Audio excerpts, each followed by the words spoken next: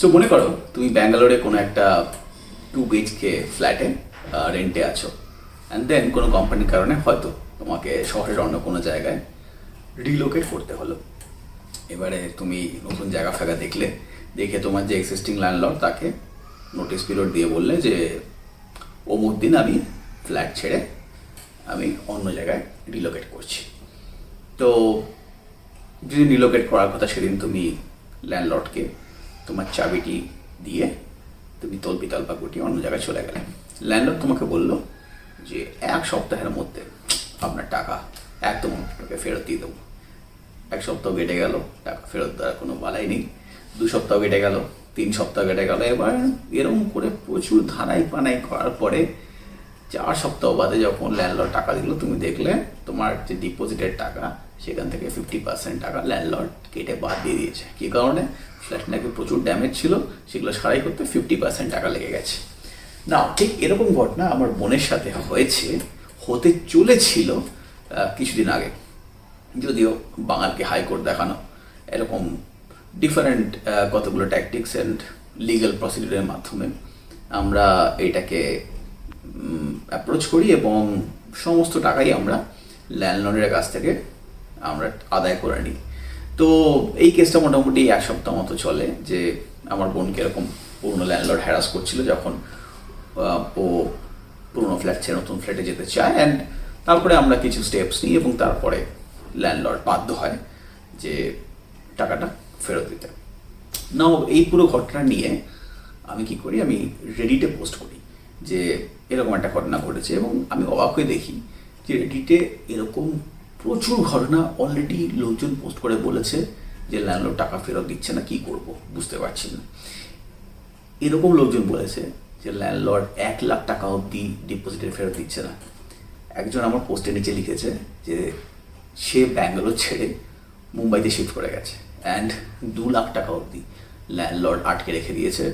পরে জানতে পেরেছে ল্যান্ডলর্ড কানাডায় চলে গেছে। সেই বেচারা ভদ্রলোক, সে সিভিল কোর্টে মামলা করেছে, কোর্ট থেকে সামান পাঠাচ্ছে, কিন্তু ওনারাই পাত্তা নেই। তো এইরকম ঘটনা কিন্তু ব্যাঙ্গালোরে নতুন নয়। আমি আমার কলিগ, আমার বন্ধু বান্ধব, এদের সাথে আমি কথা বলে দেখেছি এরকম ঘটনা খুব আনকমন নয়, এবং বিগত 1-2 বছর ধরে এই জিনিসটা খুব র্যাম্পেন্ট হচ্ছে। না, এর কারণ কি আমি জানি না। এবং ব্যাঙ্গালোরে সীমাবদ্ধ নয়, আপনি যদি নতুন জব করে তুমি ধরো নতুন জব পেয়েছো and you relocating to Bangalore, Pune, যেখানে তোমাকে রেন্টে থাকতে হবে, তোমার জন্য কিন্তু এই ভিডিওটা দেখা খুব জরুরি। এই ভিডিওতে আমরা আলোচনা করব 2টো অ্যাপ্রোচের, যাতে এইরকম কোনো পরিস্থিতি তোমাকে পড়তে না হয়। ফার্স্ট অ্যাপ্রোচ কি is proactive approach, second is reactive approach. Proactive approach মানে কি? যখন কোনো জায়গায় তুমি রেন্ট নিচ্ছ তখন কি কি জিনিস তুমি দেখবে যাতে করে এরকম পরিস্থিতিতে তোমাকে পড়তে না হয়। দ্বিতীয় অ্যাপ্রোচ হচ্ছে রিঅ্যাক্টিভ অ্যাপ্রোচ, মানে মনে করো তোমার লাখ খুব খারাপ অ্যান্ড হয়তো হয়ে গেল, ল্যান্ডলর্ড এরকম করা শুরু করলো, তখন কি কি স্টেপ তুমি নিলে তোমার একটা ভালো চান্স আছে যে ডিপোজিটের টাকাটা তুমি ফেরত পেয়ে যাবে। ভিডিওটা যাতে খুব লম্বা না হয়ে যায়, তো আজকের ভিডিওতে আমরা প্রোঅ্যাক্টিভ অ্যাপ্রোচ নিয়ে আলোচনা করব। নেক্সট ভিডিওতে আমরা অ্যাপ্রোচ করবো রিঅ্যাক্টিভ অ্যাপ্রোচ নিয়ে। তো চলুন শুরু করা যাক ভিডিও। যদি ভিডিও ভালো লেগে থাকে প্লিজ সাবস্ক্রাইব করবেন, লাইক করবেন, কারণ ভিডিওটা বানাতে অনেকটা রিসার্চ করতে হয়, পরিশ্রম করতে হয়। আপনাদের লাইক সাবস্ক্রাইব পেলে আমার ভালো লাগবে। Very very important point of proactive approach is contract. এবারে একটা মজার ব্যাপার বলছি যে 2021-এ ইন্ডিয়ান গভর্নমেন্ট একটা অ্যাক্ট পাস করে, সেটা হচ্ছে মডেল টেনেন্সি অ্যাক্ট। তো এই অ্যাক্টের মধ্যে মোটামুটি টেনেন্টের রাইটস এবং কীরকম কতটা ডিপোজিট, সিকিউরিটি ডিপোজিট নেওয়া যাবে তার একটা ক্যাপিং করা আছে, এবং কী করে কোনো ডিসপুট হলে তাড়াতাড়ি করে সমস্যার সমাধান করা যায়। বাট কর্ণাটক এখন একটা অজ্ঞাত কারণে এই অ্যাক্টটাকে অ্যাডপ্ট করেনি। তো কর্ণাটকায় কী আছে, কর্ণাটক গভর্নমেন্ট বলেছে যে আমাদের অলরেডি একটা অ্যাক্ট, সেটা হচ্ছে Karnataka rent control act 1999, dinosaur আমলের অ্যাক্ট। এবং আরও মজার কথা, এই অ্যাক্টে ওই সমস্ত প্রপার্টিগুলোই এই অ্যাক্টের আন্ডারে আসছে যাদের রেন্ট হচ্ছে মাসে 3,500 টাকার কম। সুতরাং ধরে নিতে পারেন আমি যে বাড়িতে রেন্ট নেবো সেই বাড়িতে যদি কোনো ঘপলা হয় এই অ্যাক্টের আন্ডারে কিচ্ছু পড়ছে না। সো যদি কোনো ঘাপলা হয় তাহলে যে পেপারটি আপনার জন্য সবচেয়ে legally important, that is your rental agreement. Rental agreement কিন্তু হচ্ছে এটা লিগাল এগ্রিমেন্ট। সো লিগাল এগ্রিমেন্টের জন্য একটা লিগাল এক্সপার্টের ওপিনিয়ন নেওয়া জরুরি। এবার কি আপনি এক কাজ করতে পারেন, ধরে একটা লয়ার ধরতে পারেন, ধরে নিয়ে তাকে ড্রাফটটা দেখাতে পারেন, ড্রাফট দেখিয়ে বলতে পারেন এর মধ্যে কী পয়েন্ট ভুলভাল আছে একটু বলে দাও। সেটা না করে আপনি একটা ফ্রিতে লয়ার চুজ করতে পারেন, আপনার সাথেই ঘুরছে, এক্সপার্ট লিগাল ওপিনিয়ন দেওয়ার মতো একটা free lawyer, that is ChatGPT। Browser থেকে খুলুন অথবা নিজের মোবাইলে অ্যাপ খুলুন, অ্যাপ খুলে প্রথমে আপনার যে এগ্রিমেন্টটা হবে, ড্রাফট কপি যে পাঠাবে আপনার এজেন্ট অথবা আপনার ওনার, সেটা নিয়ে সুন্দর করে আপলোড করে বলুন এর মধ্যে কী কী প্রবলেম আছে ভাই বলে দাও। ChatGPT সুন্দর সরল করে বলে দেবে একদম ফ্রিতে যে এই পয়েন্টগুলোতে আপনি চেঞ্জ করুন, নাহলে আপনার ফেসে যাওয়ার সম্ভাবনা রয়েছে। বাট যে পয়েন্টটি আপনার জন্য সবচেয়ে important, that is this point, security deposit. আপনার এগ্রিমেন্টে এক্সপ্লিসিটলি লেখা থাকবে যে security deposit will be return at the time of ভ্যাকেটিং the flat. এই জিনিসটি লেখা থাকলে আপনার 80% কাজ হয়ে গেল, অর্থাৎ লিগালি আপনি 80% প্রটেক্টেড।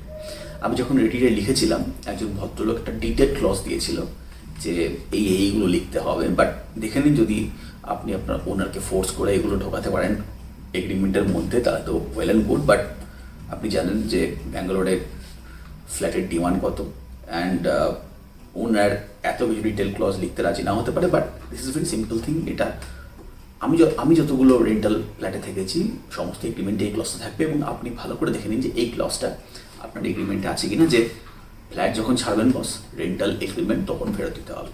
কোনো 1 সপ্তাহ বাদে নয়, 2 সপ্তাহ বাদে নয়, 3 সপ্তাহ বাদে নয়, when you are vacating the flat. এই গেল প্রথম পয়েন্ট। সেকেন্ড পয়েন্টে আসছি, direct contact with owner.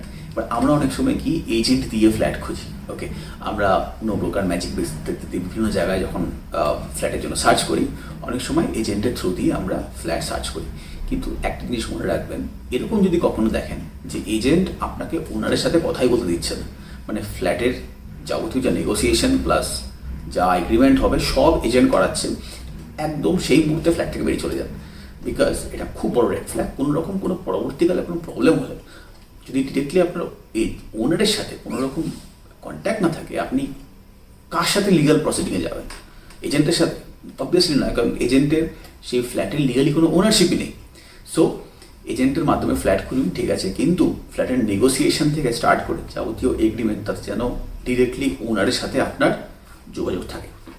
Third point হচ্ছে ব্যাকগ্রাউন্ড চেক। বস, আমরা যখন ফ্ল্যাট খুঁজতে যাই, ওনার তো জিজ্ঞেস করে, রাইট, যে কী করেন, কোথায় জব করেন, হ্যাঁ, ফ্যামিলি থেকে কে আছে। আপনারও একটা দায়িত্ব জিজ্ঞেস করা যে ওনার কী করে। ওনার যদি জব করেন, আপনি লিগালি সেফ, মানে মোটামুটি সেফ। ওনারের যদি আপনি লিঙ্কডইন অ্যাকাউন্ট দেখতে পান, তাহলে তো আরও সেফ, কারণ কোনো কিছু ঘাপলা হলে একটা লিভারেজ আপনার কাছে আছে যে ওনার কোথায় কাজ করে, কোম্পানির নাম আপনি জানেন। ওনার যদি বিজনেসম্যান হন, তাহলে একটু সাবধান থাকবেন, বিকজ স্বভাবতই লোকাল বিজনেসম্যানদের politician plus local administration, police এগুলোর সাথে ভালো রিলেশন থাকে, তো যেচে পড়ে কেন বাস নিতে যাবো। সো অলওয়েজ ট্রাই করবেন সেফ থাকার জন্য, যে কোনো একটা জব করছে সার্ভিস পার্সন, এরকম কোনো ওনারের সাথে ডিলিংয়ে যেতে। নাও এবার আসছি ফোর্থ পয়েন্টে, always talk with previous tenant. এবার আপনি যখন ফ্ল্যাট নিতে যাচ্ছেন, অনেক সময় দেখবেন যে এক্সিস্টিং টেন্যান্টরা ফ্ল্যাটে আছে, ওকে, তাদের সাথে অলওয়েজ ট্রাই করবেন কথা বলার জন্য যে হাউ ওয়াজ ওনার সাথে এরকম কোনো প্রবলেম হয়েছে কিনা, অথবা তাদের আগে যে কোনো টেন্যান্ট ছিল তাদের এরকম প্রবলেম হয়েছে কিনা, যদি তাদের কাছে কোনো ইনফরমেশন থাকে। অলওয়েজ টেন্যান্টদের সাথে কথা বলে বোঝার চেষ্টা করুন যে এরকম কোনো প্রবলেমে আপনি পড়বেন কিনা পরবর্তীকালে। লাস্ট পয়েন্টে এবার আসছি। Last point is check Google review. অনেক সময় আপনি দেখবেন যদি কোনো সোসাইটিতে অথবা কোনো ফ্ল্যাটে এরকম ঘাপলা হয়ে থাকে, পুরোনো টেনেন্টরা আর যাই হোক না করুক না কেন, গুগল একটা রিভিউ ছেড়ে দেয়। সুতরাং ফ্ল্যাট নেওয়ার আগে অলওয়েজ গুগল রিভিউ চেক করুন, এবং সবচেয়ে বড় কথা নেগেটিভ দিয়ে সর্ট করুন, নেগেটিভ রিভিউ দিয়ে, এবং দেখে নিন যে এরকম কোনো কেস আগে হয়েছে কিনা। যদি হয়ে থাকে, ডু নট অ্যাপ্রোচ। সো এই গেল প্রোঅ্যাক্টিভ পয়েন্টস। এই কতগুলো পয়েন্টস মাথায় রাখলে আপনি মোটামুটি একটা সেফ এগ্রিমেন্টে ল্যান্ড করতে পারবেন। নেক্সট ভিডিওতে চোখ রাখুন। নেক্সট ভিডিওতে কথা বলবো রিঅ্যাক্টিভ অ্যাপ্রোচ নিয়ে, অর্থাৎ এরকম ঘটনা যদি ঘটে যায় আপনার সাথে যে ওনার ডিপোজিট ফেরত দিচ্ছে না অথবা কোনো মতো ফেসে গেছেন, তাহলে আপনি কী কী স্টেপ নেবেন। চ্যানেল যদি ভালো লেগে থাকে যে ভিডিও, নিশ্চয়ই লাইক, শেয়ার এবং কমেন্ট করবেন। দেখতে থাকুন টক উইথ অনিক। আজকে পর্যন্তই, বাই বাই।